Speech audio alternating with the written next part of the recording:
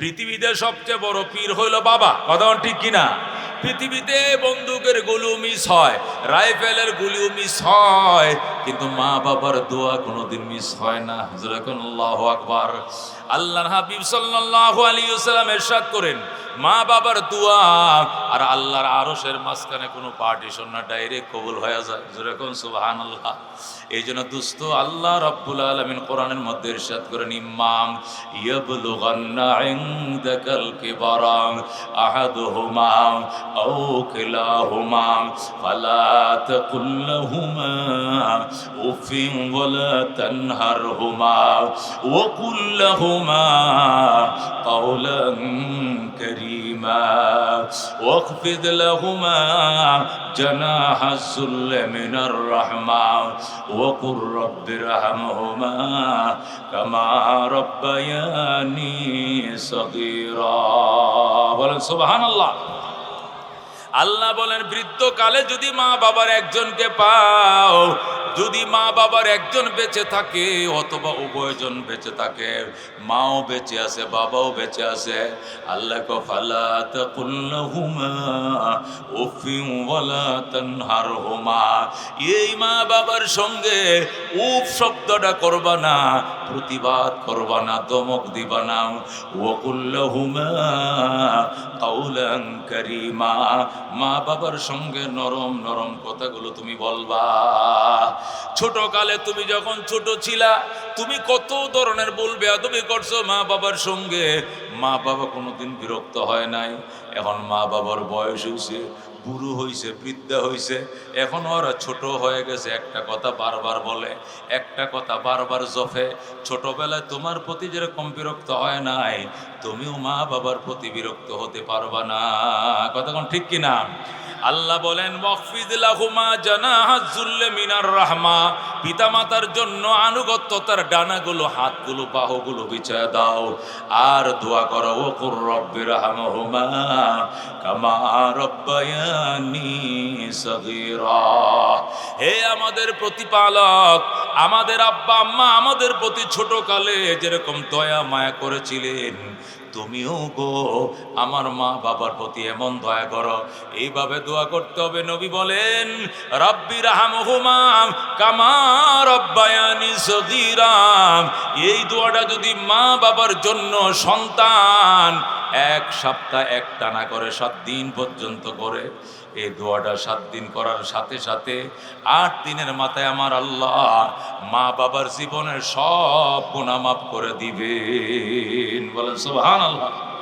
এই জন্য দুস্থ মা বাবা দামি জিনিস। নবী বলেন, ক্বালা রাসূলুল্লাহি সাল্লাল্লাহু আলাইহি ওয়াসাল্লাম হুমা জান্নাতুকা ওয়া নারুকা। নবী বলেন, মা বাবাই তোমার জন্য জান্নাত, মা বাবাই তোমার জন্য জাহান্নাম। মা বাবার দোয়া লও, খেদমত করো, কপালে লেখে লো তুমি জান্নাতি। আর যদি মা বাবার কষ্ট দাও আর মা বাবা বদদুয়া করে, কপালে লেখে লো তুমি জাহান্নামে। জোরে কর নাউযুবিল্লাহ। ক্বালা রাসূলুল্লাহি সাল্লাল্লাহু আলাইহি ওয়াসাল্লাম রিদার রাব্বি ফি রিদাল ওয়ালিদাইন ওয়া সাখাতুর রাব্বি ফি সাখাতিল ওয়ালিদাইন। আল্লাহর হাবিব বলেন, আল্লাহর সন্তুষ্টি মা বাবার সন্তুষ্টির উপর নির্ভরশীল, আল্লাহর অসন্তুষ্টি মা বাবার অসন্তুষ্টির উপর নির্ভরশীল।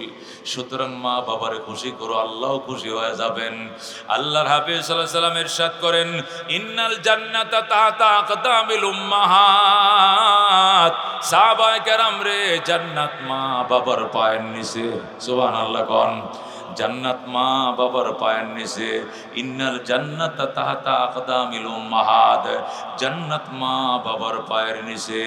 ও দুস্থ, এই জন্য মারে খুশি করো, বাবারে খুশি করো। তুমি টাকা ইনকাম করো, মা বাড়িতে বয়া বয়া খায়, বাবায় খায়, এই জন্য ফোনটা ধরে মা বাবার শুধু বকো, মা বাবার গালি দাও। 18 ঘন্টা 12 ঘন্টা তারা ডিউটি করি রে মা, তোমরা তো বয়া বয়া খাও, তোমরা কইতে পারো না কি কষ্ট আমি করি। এইগুলো বইলে মা বাবারে খোঁটা দেওয়া যাবে না। মারে বলতে হবে, মা আমার গায়ে চামড়া দিয়ে আমি তোমারে জুতা বানায় দিলেও তো, এই জুতা তুমি পায়ে দিলেও তোমার দুধের দাবি আদায় হবে না রে মা। কিছুই করতে পারলাম না মা, তোমরা শুধু দোয়া কইরো। আল্লাহু আকবার। মা শুধু দোয়া কইরো আল্লাহ যেন বাঁচায় রাখে, আল্লাহ যেন সুস্থ রাখে। এই বলে গার্মেন্টসে চাকরি করো, ফ্যাক্টরিতে জব করো, মা বাবার কাছে দোয়া চাইবা। মা দোয়া করিস রে মা, ও বাবা দোয়া করি, ও গো বাবা অনেক কষ্ট করে পরিশ্রম করি, তোমাদেরকে খাওয়াই, তোমাদের জন্য টাকা পাঠাই, এতে কোনো দুঃখ নাই মা, আমার মনে বড় শান্তি, আমি মা বাবার খরচ বহন করি। সুবহানাল্লাহ। দোস্ত, আল্লাহর হাবিব সাল্লাল্লাহু আলাইহি সাল্লাম হাদিস শরীফে ইরশাদ করেন, মা বাবার চেহারার দিকে তাকাও, মায়ার নজর তাকাইও, মহব্বতের নজর তাকাইও, নজরটা ফিরানোর আগে কবুল হজের সওয়াব লেখা দিবে আমার আল্লাহ। আল্লাহু আকবার। হাদিসটা বুখারী শরীফ দ্বিতীয় খণ্ড, বাবুন ফি বিররিল ওয়ালিদাইন, মা বাবার সঙ্গে উত্তম আচরণ করো। ওই চ্যাপ্টারের মধ্যে ইমাম বুখারী হাদিস আনছে, যে ব্যক্তি মা বাবার দিকে মায়ার নজরে তাকাইবে, নজর ফিরানোর আগে আল্লাহ তাকে হজ কবুল হজের সওয়াব দিবে। সাহাবী বলে, ইয়া রাসূলুল্লাহ, ইয়া হাবিবাল্লাহ, আমরা 51 ভুক্ত ফ্যামিলি, একসাথে খাই ঘুমাই, ডেলি তো মার চেহারা কতবার দেখি, বাবার চেহারা দেখি, বারবার দেখলে কি বারবার হজের সওয়াব হবে? রাসূল বলেন, ওয়ালাউ কানা ফিল ইয়াউমি মিয়াতু মাররা, একদিনে যদি তুমি 100 বার তাকাও, আল্লাহ তোমাকে 100টা কবুল হজের সওয়াব দিবে। সুবহানাল্লাহ। এই জন্য দুস্থ মা বাবাকে কখনো অশান্ত করা যাবে না, ব্যথা দেওয়া যাবে না, কষ্ট দেওয়া যাবে না। মা বাবার দিকে নজর নজর মায়ার নজর থাকবে। আল্লাহর হাবিব সাল্লাল্লাহু আলাইহি ওয়াসাল্লাম নিজের মাকে ছোটকালে হারাইছেন, এই জন্য নিজের দুধ মা হযরতে হালিমা সাদিয়া রাদিয়াল্লাহু তাআলা আনহাকে আল্লাহর হাবিব অত্যন্ত আদর করতেন। দুধ মা ওই তায়েফ থেকে নবী খবর দিয়ে মক্কা নগরে আনতেন। নবীজি মা আসতেছে শুই না রাস্তায় দাঁড়ায় থাকতেন, পথের পাশে দাঁড়ায় থাকতেন, মা আমার মা আইতেছে। সাহাবায়ে কেরাম বলতেন, নবী গো আপনার মা তো কবে মারা গেছেন, আবার মা কই পাইলেন? উনি আমার দুধ মা, ওনার কলিজার দুধ খাইয়া আল্লাহ আমার বড় বানাইছে।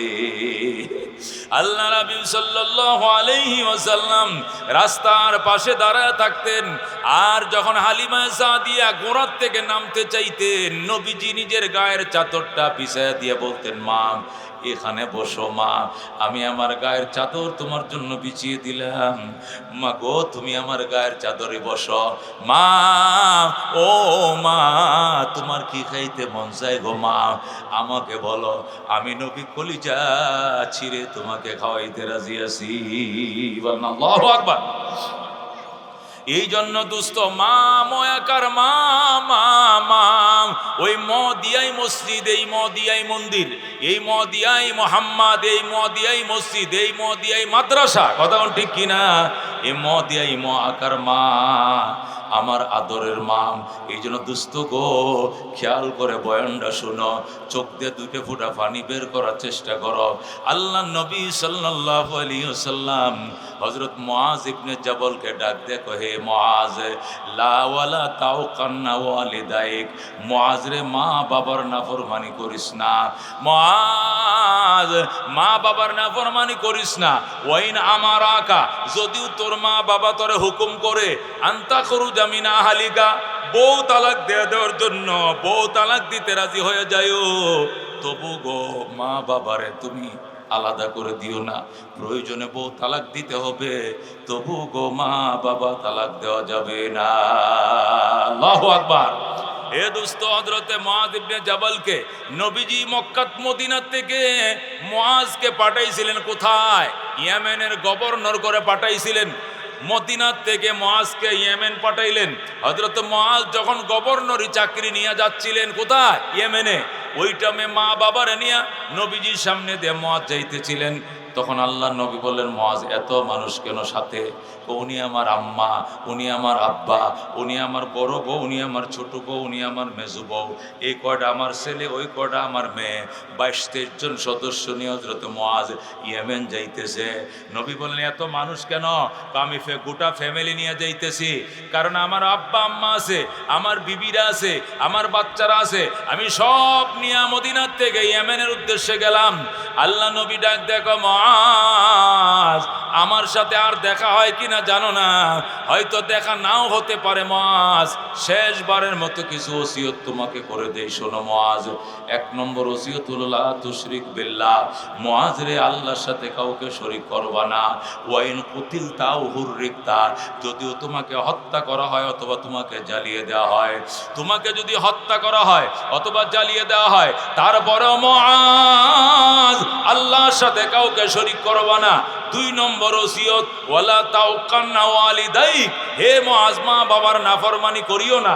ওয়াইন আমারাকা, যদিও তোমার মা বাবা তোমাকে হুকুম করে আনতাখরুজা মিন আহলিকা ওয়া মালিকা, ফ্যামিলিকে তালাক দেওয়ার জন্য, চাকরি ছেড়ে দেওয়ার জন্য, চাকরি ছেড়ে দিতে হবে, বউ তালাক দিতে হবে, তবু গো মা ছাড়া যাবে না। আল্লাহু আকবার। আল্লাহর হাবিব সাল্লাল্লাহু আলাইহি সাল্লাম যখন বলতেছিলেন, সাহাবী বলে ইয়া রাসূলুল্লাহ, হাবিবাল্লাহ, মা বাবার কথায় বউ তালাক দিয়ে দিবে এমন সন্তান দুনিয়াতে আসেনি, নবী কো বহু আছে, বহু আছে, বহু ছিল, এরকম উদাহরণের কোনো অভাব নাই। আর রাহমাতুল লিল আলামিন বলেন, আব্বা জান জাতির পিতা হযরত ইব্রাহিম আলাইহিস সালাম, জাতির পিতা বাবা হযরত ইব্রাহিম থাকতেন ফিলিস্তিনে, আর ওনার ছেলে ইসমাইল থাকতেন মক্কা নগরে। খেয়াল করে শুনেন, ইব্রাহিম থাকতেন ফিলিস্তিনে, ইব্রাহিমের ছেলে ইসমাইল থাকতেন মক্কা নগরে। ইসমাইল মক্কার মধ্যে বড় হয়েছে, মক্কার মানুষ ইসমাইলকে বিয়ে করায় দিছে। হযরত ইসমাইল বউ গড়ে আইনা বাবার কাছে চিঠি লিখছে, বাবা গো, তোমার ইসমাইল বিয়া করছে, পুত্রবধূ দেইখা যাও, তুমি বউ দেখার পরে তার সাথে আমি ঘর সংসার করব, এছাড়া সংসার করব না। আল্লাহর খলিল ইব্রাহিম ইসমাইলের চিঠি পাইয়া ওই রওনা করছে, কোথায় থেকে? ফিলিস্তিন থেকে রওনা করছে ইসমাইল। আল্লাহু আকবার। হযরত ইব্রাহিম রওনা করছে ইসমাইলের পুত্রবধূ দেখার জন্য। মক্কা নগরে আইসা, আমার দিকে তাকান, মক্কা নগরে আইসা আল্লাহর খলিল ইব্রাহিম ইসমাইলের ঘরের দুয়ারে দাঁড়ায় ডাকে, ইসমাইল রে, দরজা খোলো বাবা, আমি একজন বৃদ্ধ মানুষ, অনেক দূর থেকে আসছিলাম। ইসমাইল ঘরে ছিলেন না, ইসমাইলের বউ ছিল ঘরে। বউ ডাক দিয়ে কে গো আপনি? আমি একজন বৃদ্ধ মানুষ। কোত্থেকে এসছেন? আমি ফিলিস্তিন থেকে আসছি। কারে খুঁজেন? কো ইসমাইল রে খুঁজি। চলে যান, ইসমাইল বাড়িতে নাই। যেরকম নাউজুবিল্লাহ। আল্লাহর খলিল ডাক দেয়, কয় মা, আমি চলে যাইব কেন? আমার ইসমাইল তো চিঠি লেখছে আমি আসার জন্য, আমি চলে যাইব কেন? কয় ইসমাইল বাড়িতে নাই, চলে যান, পরে আইসেন। ইব্রাহিম ডাক দেয়, কয় মা, আমার ইসমাইল কই? আপনার ইসমাইল দাওয়াতের কাজে গেছে, শিকার করতে গেছে, কবে আসবে? কই তা তো জানি না। তোমরা কেমন আছো মা? কও ভালো নয়। সংসার কেমন চলছে? সুবিধার নয়। মা, আমি গেলাম রে মা, আমার ইসমাইল আসলে কইও, আমার ইসমাইল আসলে কইও, আমি আবার আসবো গো মা, আমি আবার আসবো।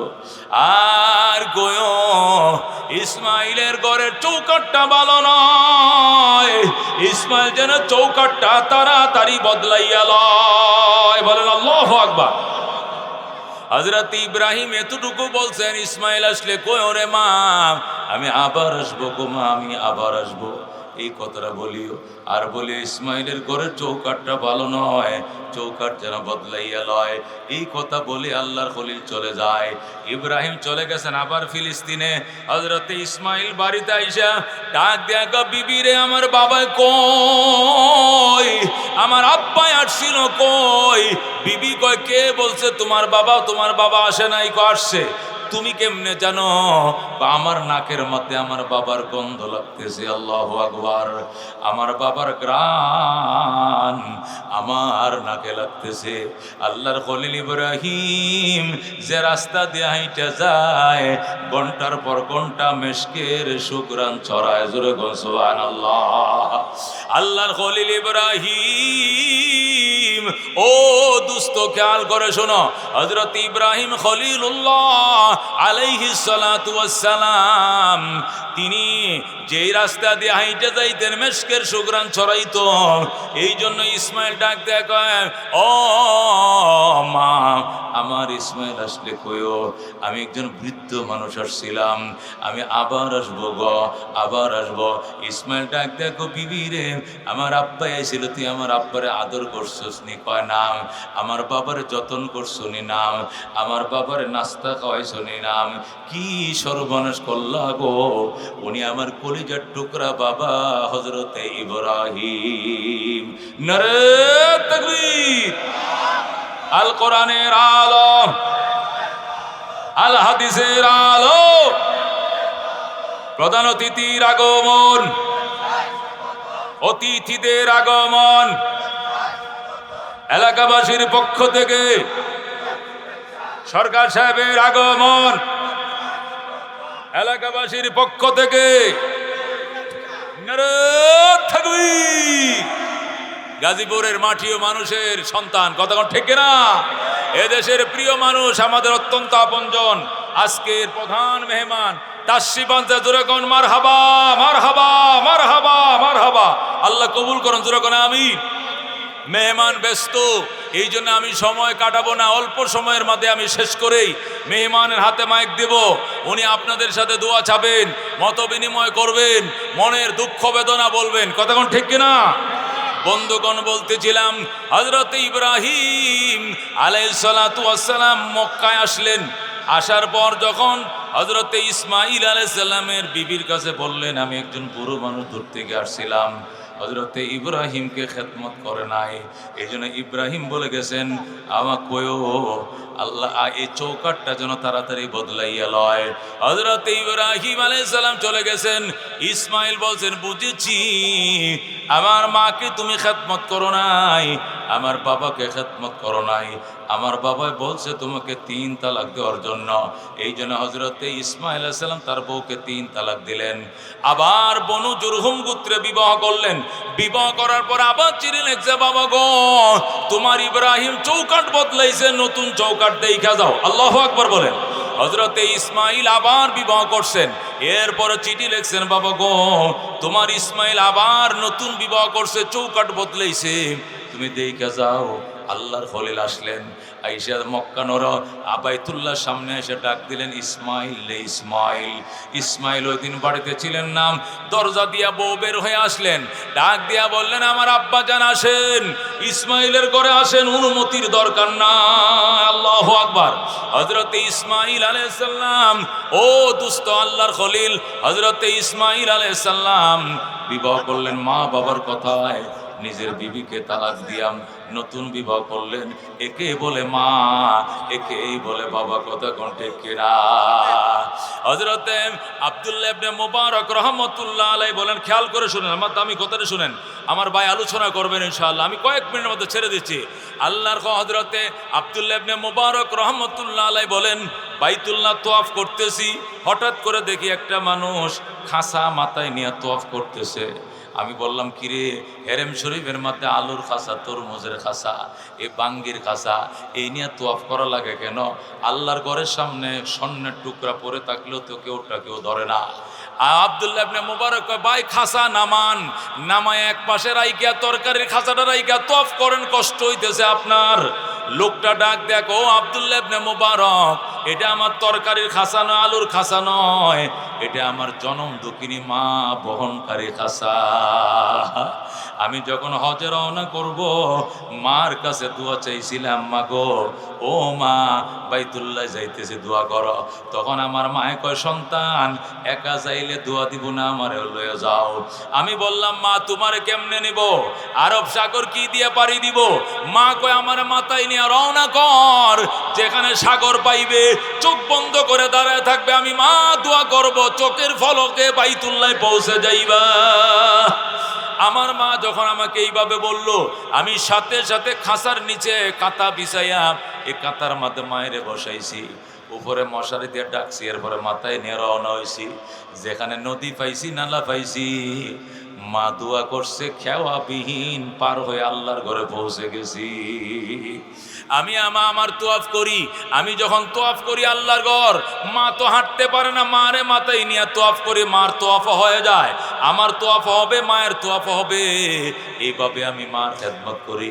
আল্লাহর ওলি হাকিম মোহাম্মদ মুজাদ্দিদে মিল্লাত বলেন, মা বাবার খেদমত করো গো, 5টা জিনিস পাইবা। কয়টা জিনিস পাইবা? মা বাবার খেদমত করলে হাদিসে আছে 1 নম্বর সম্মানের চেয়ার পাবো। কে পাবো? সম্মানের চেয়ার এমনে পায় না মানুষ। মুফতি হবে, মুহাদ্দিস হব। আজকে প্রধান অতিথি, প্রধান বক্তা, প্রধান অতিথি, চেয়ারম্যান, এমপি, মেয়র, এই যারা প্রধান অতিথির চেয়ার পাইছে, আল্লাহর হাবিব সাল্লাল্লাহু আলাইহি ওয়াসাল্লাম বলেন মা বাবার খেদমত করলে 5টা জিনিস পাইবা। কয়টা জিনিস? 1 নম্বরে সম্মানের চেয়ার পাইবা। মা বাবার দোয়া লও, আল্লাহ তোমাকে এমপি বানাবে, মিনিস্টার বানাবে, মন্ত্রী বানাবে, মুফতি বানাবে, মুহাদ্দিস বানাবে, প্রধান বক্তা বানাবে, প্রধান অতিথি বানাবে। এর জন্য মা বাবার দোয়া দরকার। কথা কোন ঠিক কিনা? 2 নম্বর মা বাবার খেদমত যারা করবে, 2 নম্বর পুরস্কার দীর্ঘ হায়াত পাবে। 100 বছর, 90 বছর, 110 বছর, 20 বছর বাঁচবে। যেরকম আল্লাহু আকবার। কারণ সন্তানের জন্য মা বাবা শুধু হায়াতের দোয়া করে, হায়াতের দোয়া। 3 নম্বর মা বাবার খেদমত যারা করে, বড় বড় মৃত্যুজনক মুসিবত থেকে আল্লাহ নিজ হাতে হেফাজত করে।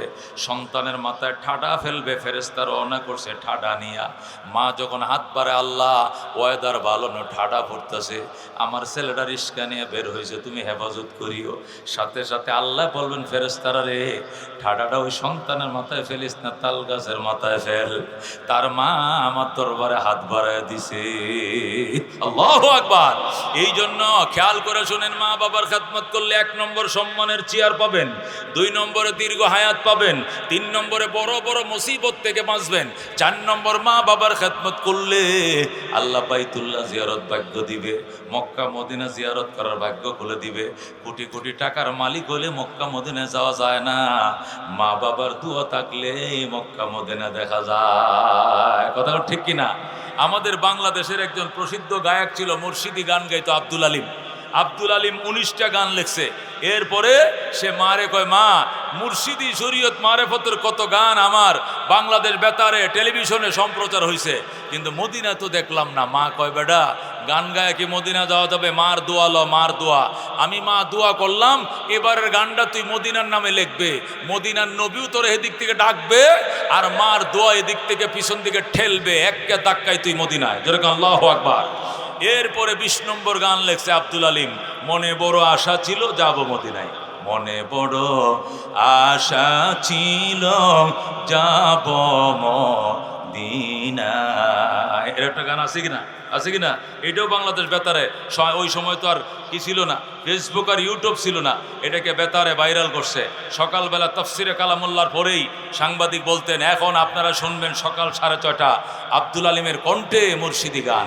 এই গান সম্প্রচার হওয়ার পরে গুলশানের এক বিধবা নারী আব্দুল আলিমকে খবর দিয়ে আনে, বলে, আব্দুল আলিম মদিনায় যাইবে, তুমি টাকা দিব আমি। যেরকম আল্লাহু আকবার। মার দোয়া থাকলে কি না হয়, কি না হয়।